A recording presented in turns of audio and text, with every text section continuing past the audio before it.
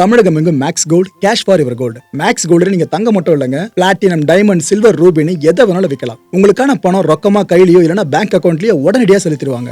Market மதிப்பை விட 100 ரூபாய் ஒரு கிராமுக்கு உங்களுக்கு கூடுதலாக கிடைக்கும். தமிழ்நாடு முழுக்க டோர் ஸ்டெப் சர்வீஸும் இவங்க ப்ரொவைட் பண்றாங்க. உங்களுக்கு கோல்ட விற்கணும்னு அதுக்கு ஒரே ஒரு பெஸ்ட் பிளேஸ் மேக்ஸ் கோல்டு தான். கால் 04445454545. வணக்கம். Big topic with Karthik Mayakumar. முன்னெல்லாம் 3 மாசத்துக்கு ஒரு முறை ஆண் பாவத்தை பத்தி பேசுவோம். ஆனா இப்ப மாசம் பேச ஆரம்பிச்சிட்டோங்க. நிலமை போடுறத பார்த்தா வாரத்துக்கு ஒரு ஆண் இது போல பாவப்பட்டு உயிரை விட்டுறத செய்தியா கேட்போம் போல இருக்கு. கேரளாவில் நடந்த ஒரு சம்பவம், ஒரு வீடியோ வைரல் ஆச்சு. கடைசியில ஒரு குடும்பஸ்தான் தான் தன்னோட உயிரை விட்டுருக்காருங்க. இதை பத்தி தான் முழுக்க பார்க்க போற நிகழ்ச்சிக்குள்ள போலாம்.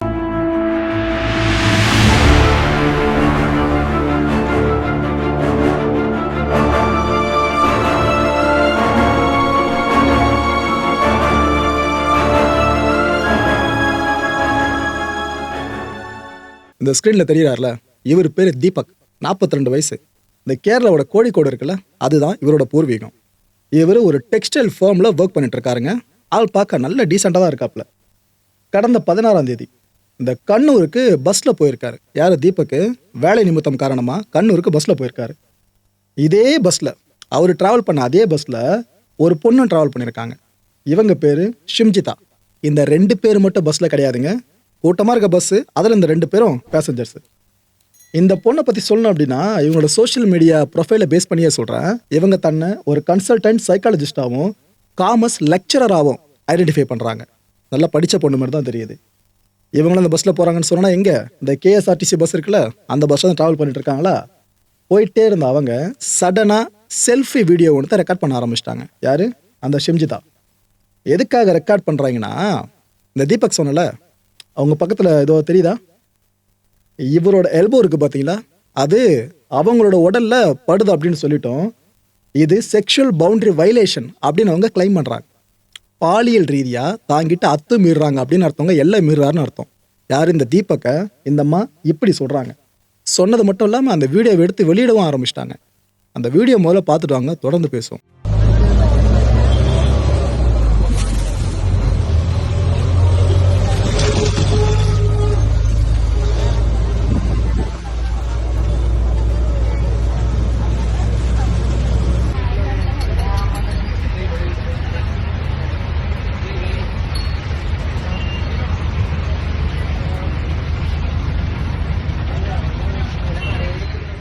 இது போல் கேப்ஷன் ஏந்தின ஒரு வீடியோ வியூஸ் பயங்கரமாக அள்ளும், ஷேர்ஸ் பயங்கரமாக பிச்சுக்கும், என்கேஜ்மெண்ட் பயங்கரமாக கிடைக்கல, லைக்கு கமெண்ட்ஸ் அது இதுன்னு பயங்கரமாக.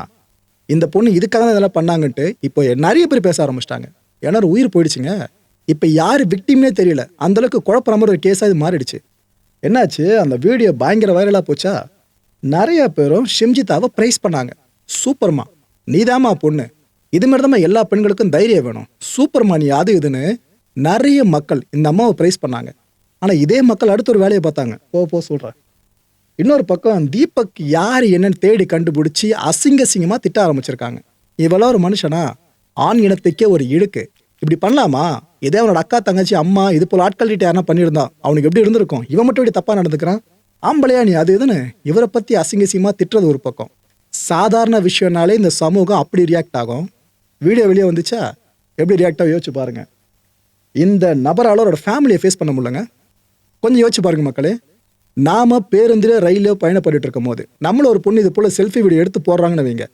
தப்பு பண்ணாதவங்க மட்டும் நான் சொல்றது பொருந்து, ஓகேவா? தப்பு பண்ற நாங்களே ஒடிச்சு விட்டுருங்க. இப்படி வீடியோ எடுத்து போட்டாங்க. அந்த வீடியோ பல பேரும் பார்த்துட்டு உங்களை திட்ட ஆரம்பிச்சிட்டாங்க. சோஷியல் மீடியாவில் எங்கே போனாலும் உங்கள் மூஞ்சி தான், டிவி சேனல்ஸ் எங்கே போனாலும் உங்கள் மூஞ்சி தான். இப்படிலாம் உங்கள் பேர் முழுக்க நார ஆரம்பிச்சிடுச்சு. வீட்டில் உங்கள் அம்மா, உங்கள் சகோதரி, உங்கள் மனைவி, உங்கள் குழந்தைங்க, உங்கள் பொண்ணு, அவங்க முகத்தில் முழிக்க முடியுமா? ஸோ தீபக் எந்த அளவுக்கு அவஸ்தை பட்டிருப்பாப்ல அப்படின்னு இப்போ நான் சொல்கிறத வச்சு உங்களை தெளிவாக புரிஞ்சிக்க முடியும். ஸோ ஃபேமிலியவே அவரால் ஃபேஸ் பண்ண முடியல. இந்த மனுஷன் ரூமுக்குள்ளே போனவர் தானா, வெளியே வரதே தயங்கினாராங்க. அந்தளவுக்கு தயக்கத்தோடு உள்ளே இருந்தாராம். இவ்வளோ அசிங்கமாக போயிடுச்சுன்னு சொல்லிட்டு. நேற்றுக்கு ஞாயிற்றுக்கிழமைல நேற்றுக்கு தீபக்கோட ரூமை திறந்து பார்த்தப்ப அவர் செத்து கிடக்கிறாருங்க ரூமுக்குள்ளே. எப்படி செத்தாருன்னா சொல்ல விரும்பலை, அதை சொன்னாலும் ஒரு மாதிரி இருக்கும் உங்களுக்கு. பெரும்பாலும் நிறைய பேர் எடுக்கிற முடிவு தான், தன்னோட உயிரை தானே மாற்றிக்கிறதுக்கு ஒரு தீர்வை நோக்கி போவாங்க பார்த்தீங்கன்னா, கரும கயிறை வச்சு. அந்த முடிவு அவர் எடுத்திருக்காப்புல. இவரோட ரிலேட்டிவ்ஸ், ஃப்ரெண்ட்ஸ் எல்லாருமே அந்த இடத்துக்கு வந்து கதறி அழ ஆரம்பிச்சிருக்காங்க. ஃபுல்லாக கேரளா முழுக்க எல்லாராலையும் இப்போ பேசப்பட்டு இருக்கிறது இந்த கேஸ் தான். அவ்வளோ பேர் கதறினவங்க என்ன தெரியுமா சொல்கிறாங்க? அவர் அந்த வீடியோ வெளியே வந்ததுலேருந்து ஒரு மாதிரி டிஸ்ட்ரெஸ் ஆயிட்டாருங்க. மன ரீதியாக ரொம்பவே பாதிக்கப்பட்டார். ஒரு வார்த்தை யாருக்கிட்டுமே பேசலை. ஒரு மாதிரி பேய் அறிஞ்ச மாதிரி அந்த ஒரு ரூமுக்குள்ளே போயிட்டு இருந்தவர் தான் வெளியே வரவே மாட்டேன்னு அடம் பிடிச்சாரு. அவ்வளோ மன உளைச்சல் இருந்தார். நாங்களும் அவர்கிட்ட அதை பற்றிலாம் கேட்கவே இல்லை. ஆனாலும் அவரோட மன உளைச்சல் குறைஞ்ச மாதிரி தெரியல. அந்த வீடியோவில் ரொம்ப ரொம்ப காயப்பட்டார். நான் ஒன்றே ஒன்று இந்த மக்களுக்கு சொல்ல விரும்புகிறேன் அப்படின்ட்டு அந்த ஃபேமிலி சைடில் சொல்கிறாங்க. இது போல் வீடியோஸை ஆன்லைனில் தயவு செஞ்சு போடாதீங்கன்னு கேட்குறாங்க. ஏன்னா நீங்கள் ஒரு விஷயம் உண்மையாக இருந்து அதை ஷேர் பண்ணி அதில் பாதிக்கப்பட்டவன் நீதி வாங்கி கொடுக்குறேன்னா அதை நாங்கள் மனதார வரவேற்போம்.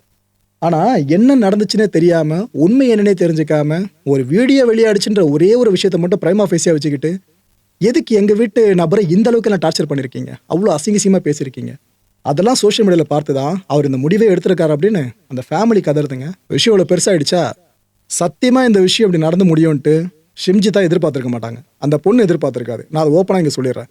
என்ன ப்ரோ அந்த பொண்ணுக்காக பேசுகிறேன்னு நினைக்காதீங்க. நாம் வீடியோ எடுத்து போடுவோம் அப்படின்னு ரெண்டு காரணங்களை மட்டும்தான் ஒரு பொண்ணு இது போல் பிஹேவ் பண்ணுவாங்க. ஒன்று, நாம் பாதிக்கப்பட்ட மாதிரியே நாளைக்கு இன்னொரு பொண்ணு இந்த நபரால் பாதிக்கப்பட்டுறக்கூடாது அப்படின்ற காரணம். ரெண்டாவது காரணம் வேறு என்ன இருக்க முடியும்? இந்த லைக்கு ஷேரு சோஷியல் மீடியாவில் ஃபுல்லாக அட்டென்ஷன் கிடைக்கும். இந்த கருமம் தான் இதுமாரி எல்லாத்துலையும் நடந்துக்கிட்டு இருக்கு. இதுதான் இதில் இருக்க கொடுமையே. சோறு மற்ற டைமில் வாங்கி கொடுக்க மாட்டானுங்க. ஆனால் ஒரு பார்சலை வாங்கிட்டு போய்ட்டு 10 பேர் கொடுத்து அது வீடியோவை எடுத்துப்பானுங்க. இது போல் சொசைட்டியில் வாழ்ந்துட்டு இருக்கோமா? அப்போ இது போல் நடக்கிற விஷயமும் ஏமாத்திரம் நீங்கள் பெருசாக பேச முடியும். ஷிம்ஜிதா கிட்ட ரியாக்ஷனை வாங்கினாங்க மீடியாலாம். அப்போ என்ன தெரியுமா சொல்லியிருக்காங்க ஷிம்ஜிதா? ஏங்க அவர் கூட்டம் அதிகமாக இருக்கும் போதும் அப்படி தான் நடந்துக்கிட்டார் பஸ்ஸில். நான் இதை பார்த்தேன் மற்ற பெண்கள் கிட்ட நடந்துக்கிறத. சரின்ட்டு கூட்டம் குறைஞ்சிட்டோம், அதுக்கப்புறம் எப்படி ரியாக்ட் பண்ணுறாருன்னு பார்க்கலான்னு பார்த்தேன். கூட்டம் குறைஞ்ச பிற்பாடும் தீபக் இதை தாங்க பண்ணாருன்னு அந்த மாதிரி இன்னும் ஸ்ட்ராங்காக நிற்கிறாங்க அவங்க முன் வச்ச கிளைமில். அதுக்கப்புறம் தான் இங்கே அத்துமீறின விஷயம் அந்த வீடியோ மூலமாக உங்களுக்கே தெரிஞ்சிருக்கும். ஸோ நான் முன் வச்ச குற்றச்சாட்டத்தை நான் பின்வாங்க மாட்டேன். ஆனால் அவர் இது போல் முடிவெடுப்பார், செத்தே போயிடுவார்லாம் நான் சத்தியமாக நினச்சி பார்க்கலாங்க அப்படின்ட்டு அந்த பொண்ணு சொல்லியிருக்காங்க. ஒரு உயிர் போயிடுச்சு. இதுக்கப்புறம் அவ்வளோ விஷயங்கள் பேசியிருக்காங்க. இப்போ அதே மக்கள் இதுக்கு முன்னாடி எப்படி இந்த அம்மா பண்ணதான் கரெக்டு, அவ யார்ப்பா மோசமானவன் அப்படின்னு கை காமிச்சு பேசினாங்களோ அதே மக்கள் தான் இப்போ என்ன தெரியுமா சொல்கிறாங்க? இந்த பொண்ணு என்ன இது போலாம் பண்ணுறாங்க, எக்ஸாஜரேட் பண்ணியிருக்கிறதா சொல்கிறாங்க.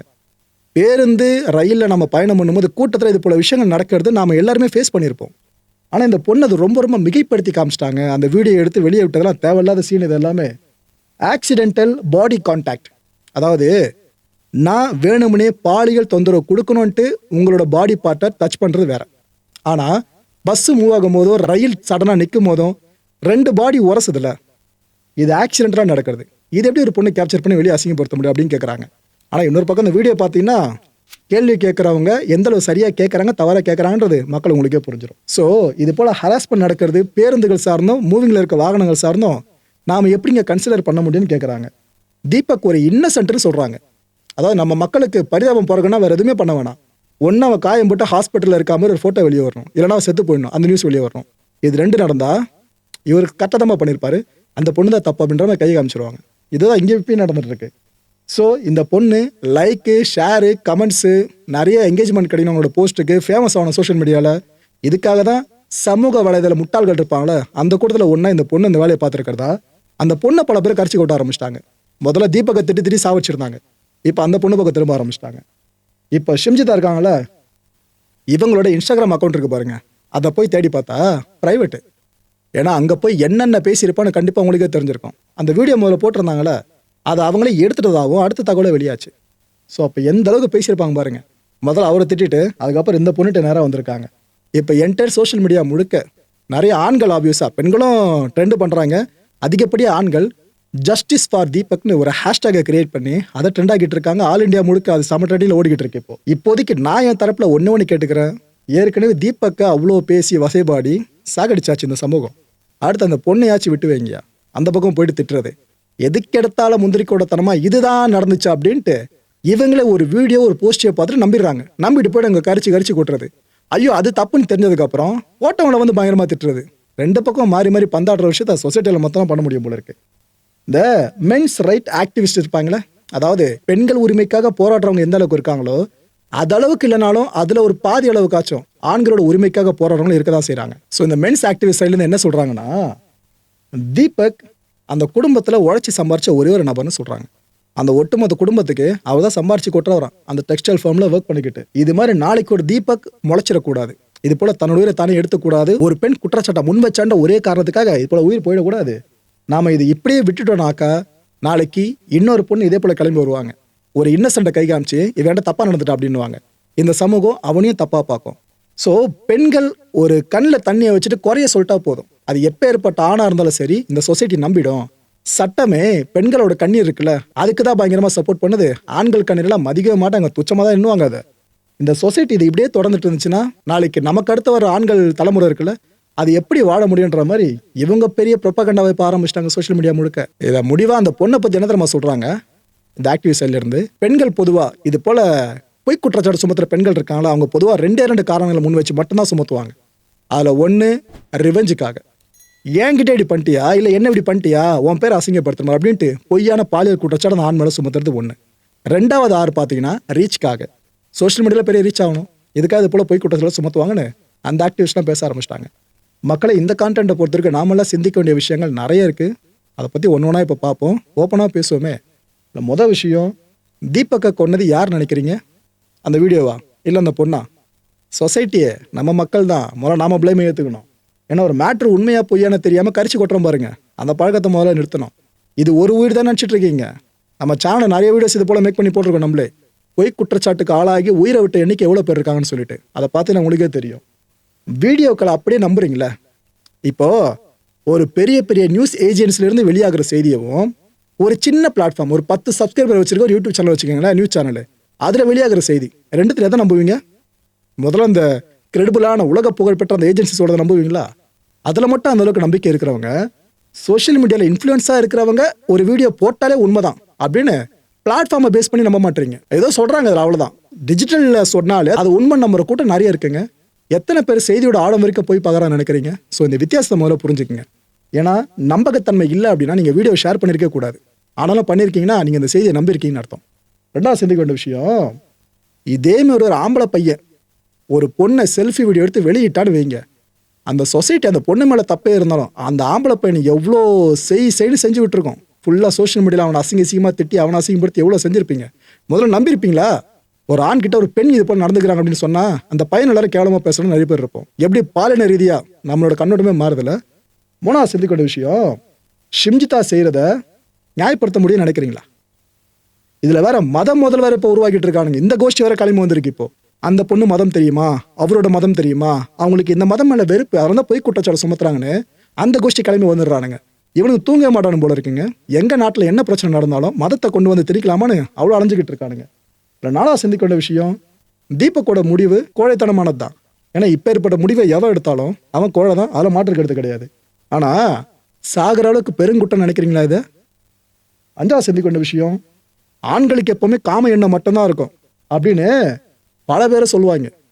அந்த ஆண்கள் உழைச்சி கொட்டுறதே பெண்களுக்காக ஐயா. பெண்களுக்கு கூட 2 ஆப்ஷன் இருக்கும். ஒன்று திருமணத்துக்கு அப்புறம் நீ வேலைக்கு போகலாம், இல்லைனா வீட்டிலேருந்து மற்ற வேலையில் பார்த்துக்கலாம். ஆனால் ஆணுக்கு அவனை சாவர நீ வேலைக்கு போகணும், வேறு ஆப்ஷனே கிடையாது. அதெல்லாம் தாண்டியும் ஆண்களை இது போல் ஒரு பிராண்ட் பண்ணுறாங்க பார்த்தீங்களா, இவன் இப்படிதான்ட்டு. அதே இதில் ஒஸ்டான விஷயம். ஆனால் வீட்டில் இருக்க ஒரு ஆணை பற்றி பேச சொல்லுங்க, அந்த பொண்ணு வாய் திறக்காது. 6வது சிந்திக்க வேண்டிய விஷயம், சட்டத்தை சாதகமாக்குற கேடித்தனம் இன்னும் நிறைய தான் நடந்துகிட்டு இருக்கு. அதுலேயும் பெண்களை பேஸ் பண்ணி பார்த்தீங்கன்னா, இதை பண்ணுற பெண்களை பற்றி நான் சொல்கிறேன். எல்லா பாலினத்துக்கும் சமத்துவமான உரிமை இருக்குன்னு நினைக்கிற பெண்கள் இருக்கீங்களே, அந்த நல்லுள்ளம் படைச்ச பெண்கள்லாம், உங்களை பற்றி ஒரு வார்த்தை நான் பேசலைங்க. இந்த கேடித்தனத்தை பண்ணுறவங்களை பற்றி மட்டும் தான் பேசுகிறேன். வீட்டில் புருஷன் மேலே எதுனா கோபம், இல்லைன்னா அவளை பற்றி ஏதோ ஒரு விஷயம் புருஷனுக்கு தெரிஞ்ச புருஷன் கண்டிச்சிருப்பாப்புல, அதில் கோபம், இல்லைன்னா ஏதோ ஒரு விஷயம் கேட்ட காசை கொடுக்கல அதனால் பழி வாங்குற அதுன்னு சப்ப காரணத்தை முன் வச்சு வரதட்சணை கொடுமை புகாரை கொடுப்பாங்க. இந்த டவுரி சம்பந்தமான அலிகேஷன்ஸ் எத்தனை உண்மையாக இருக்கும்னு நினைக்கிறீங்க? இது பத்தாதுன்னு சாதிய வன்கொடுமைன்னு அந்த ஆக்டை கொண்டு வந்த காரணம் ஒன்று, ஆனால் இதை பயன்படுத்துகிற காரணம் இங்கே பழி வாங்குறது பல பேரை பயன்படுத்துவாங்க. இது பத்தாதுன்னு பாலியல் குற்றச்சாட்டு டெம்ப்ளேட்டான ஒரு விஷயம். உண்மையிலேயே இது போல் பாதிக்கப்பட்டிருக்காங்க அப்படின்னா அவங்க பக்கம் நாமெல்லாம் நின்று தான் ஆகணும்.